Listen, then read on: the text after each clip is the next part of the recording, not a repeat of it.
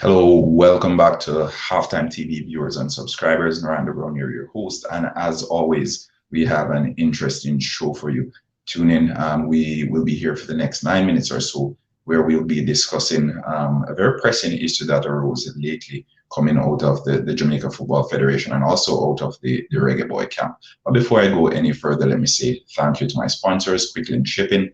Follow them on Instagram at Quick Link Shipping, or you can just check out the link in the description. They should be there as well for all your shipping needs. Anywhere in the island, Quick Link Shipping has you covered. RS Sports Store, for all your sporting apparel, reach out to RS Sports Store. They have you covered.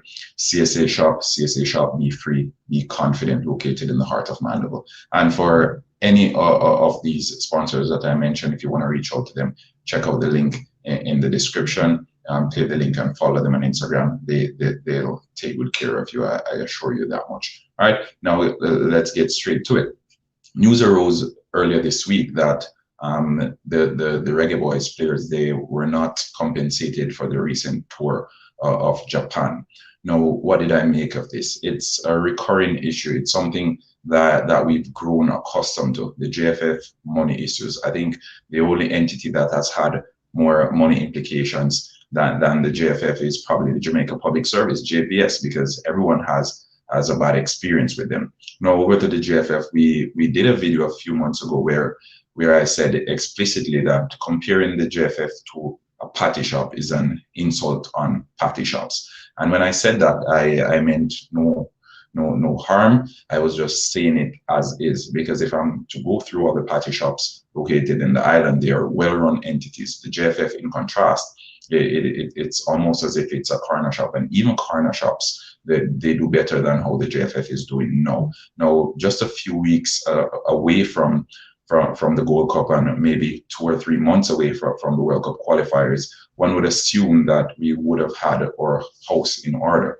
I saw the tweets from journalists and correspondent of the Reggae Boyz, the Jamaican Fabrizio Romano, Simon Preston, earlier this week, and it said the players were not reimbursed. Now, I did a little bit of research. I reached out to some of my colleagues who were with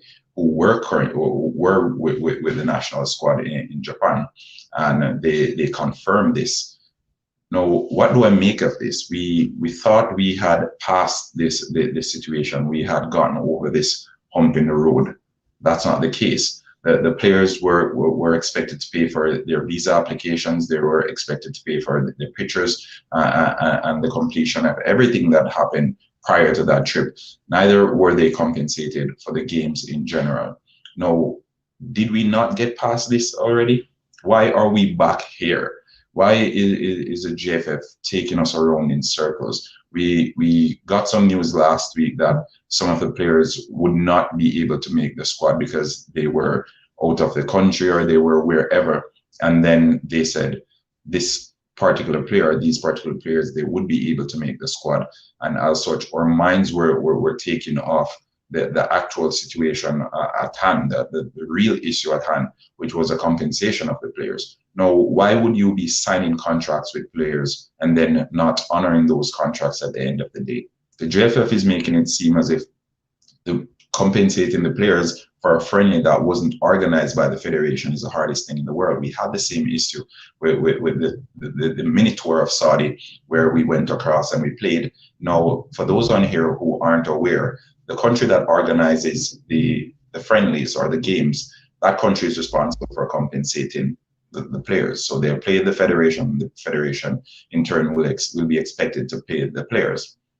Why haven't our players been compensated? Why is the JFF making it seem as if they're digging in their own pockets and trying to find money to pay these players? Some of the senior members, they haven't seen a dollar from the tour. Why are we in this situation?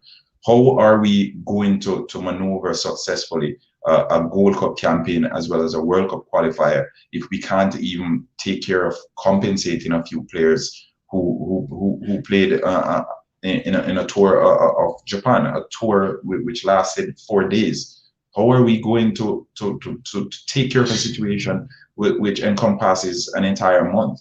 What's going to happen after the Gold Cup? Are we still going to be in the same situation, questioning if players are compensated, questioning the JFF's transparency. I think it's utter rubbish. And here, as folks will say, I'm bashing the JFF. No, I'm not bashing the JFF. But at the end of the day, we need to say it for what it is. No, the top paid players in the USL, they get roughly 3,500 US dollars per month, right? Now, considering this is a top paid player, I think only maybe Junior Fleming makes the top 10 of the best players in the USL, just for a bit of context. Now imagine how much money these players are getting on club duty, and then they're dipping into their pockets to pay to go on international duty, basically. And then people are coming around and questioning their dedication to the program. Now, these players, I think they're putting more effort than anyone else. It's the same with the local based players. These players haven't played in however long, and it's good to see that the local Premier League is back and running now, because then the question of them not playing football and being included in the national squad will be shush for some time now. There'll be a gag put on it. But having said all this, why are we back here? Why are we in this situation again? It's hard for me to look at the JFF as a well-thinking organization, because the folks who are running it, they're taking us around in circles. They're playing with our emotions as fans, and at the end of the day, the players, it almost seems as if they're being exploited, because as I said, the person who organizes the friendlies or whatever game it is, that person who organizes it is responsible for compensating the federation. So if Japan organized the game, they will be responsible for taking the Jamaican team in.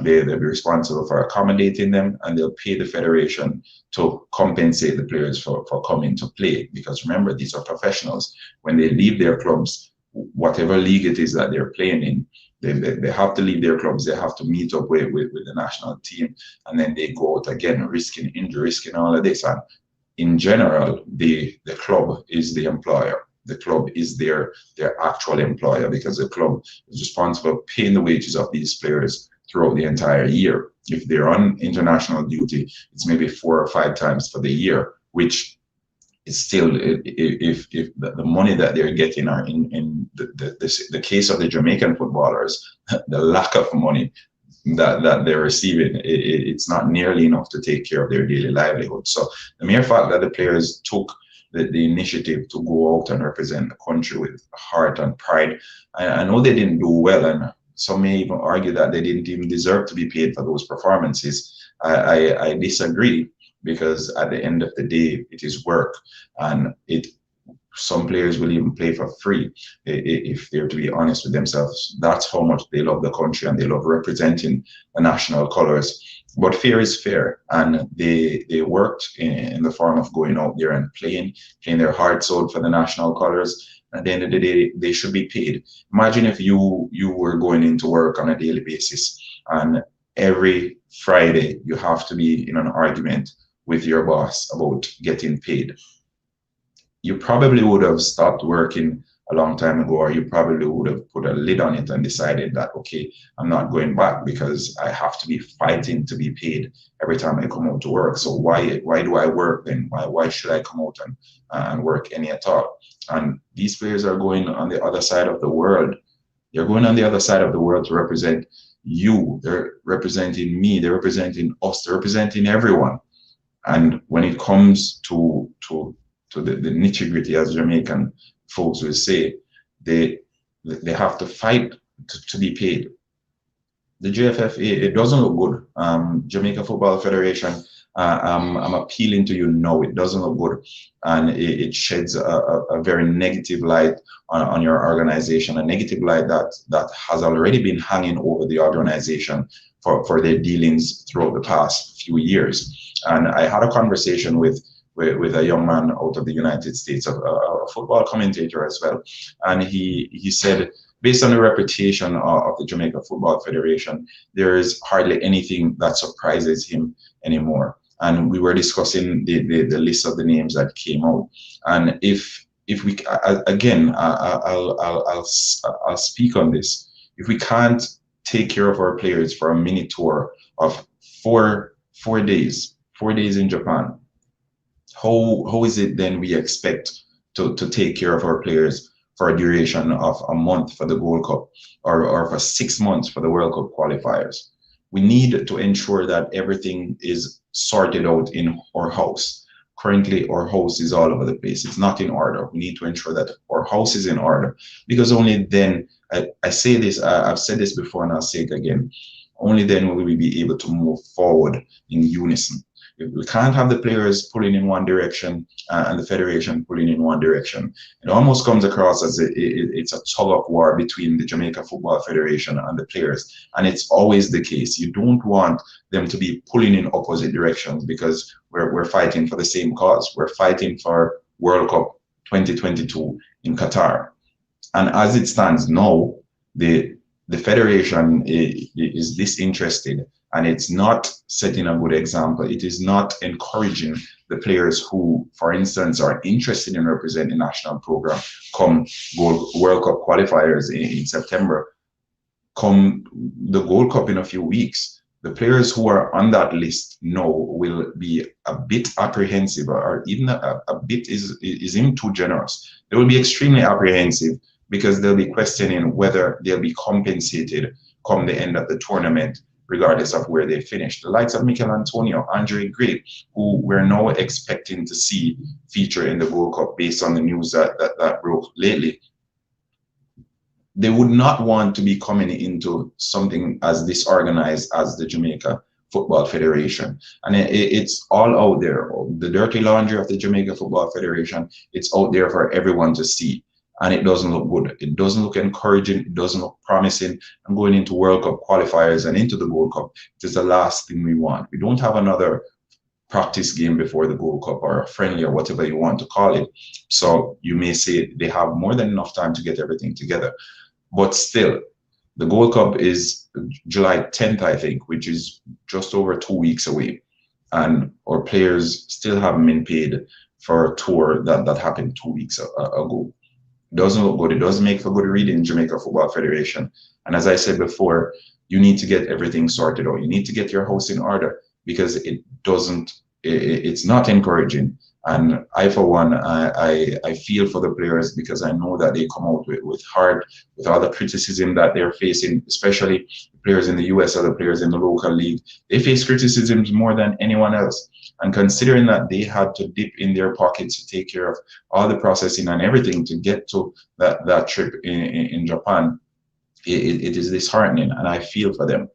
I hope everything is sorted out. As I said, we can only move forward if we move forward in unison. A tug of war will never move us in the right direction. I'll leave it at that for now.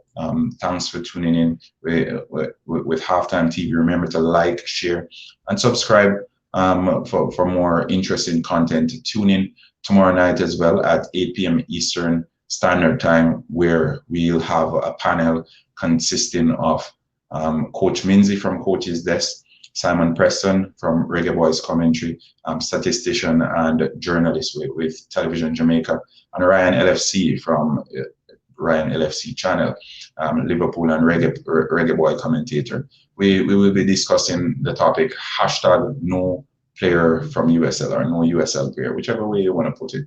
But it should be quite interesting, as well as we will assess the different aspects of this new level of how do I put it? I don't want to say hate, but the new level of rejection being cast upon players from the USL. We'll discuss that tomorrow night, along with a lot more. So please remember to turn that notification on and join us. Around the Brown here saying until next time, take care and thanks for tuning in.